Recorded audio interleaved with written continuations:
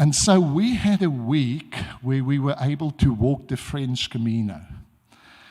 And we thought, let's get completely out of the habit and that we were comfortable with, and that is to plan our next day. So we went on this hike.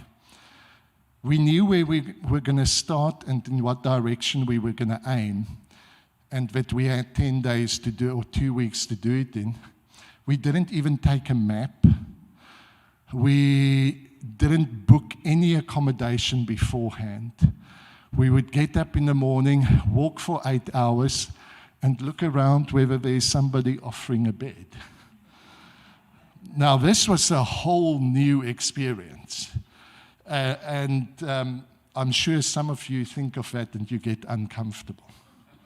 I would normally have been uncomfortable, but you know what happened?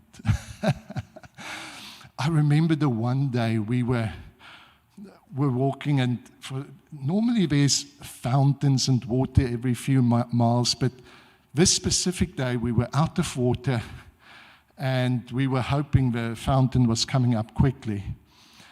And we also looked at the landscape before us, and it was uninhabited, and we thought, where are we going to sleep? It's like 4 o'clock in the afternoon, and we haven't reached the place yet.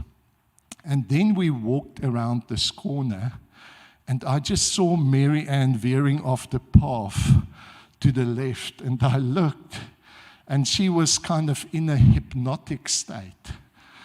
She saw a table spread with freshly baked bread and vegetables and drinks, and she didn't even think, she just walked in that direction because you've got your big backpack on.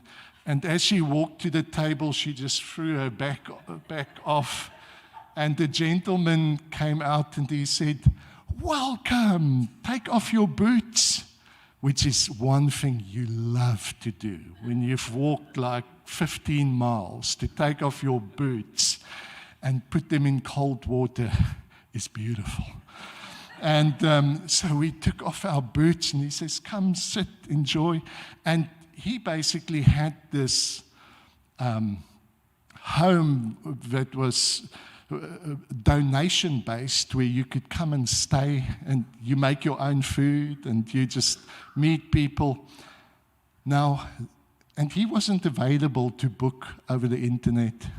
I think he's had enough of that corporate life. When we heard his story, he just wanted the simplicity of and the spontaneity of meeting people who are supposed to be there.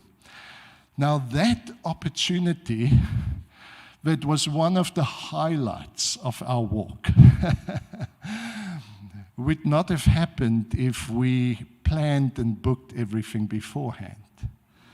If we only valued order and not chaos, if we only valued security and not the unknown, that beautiful experience could not happen.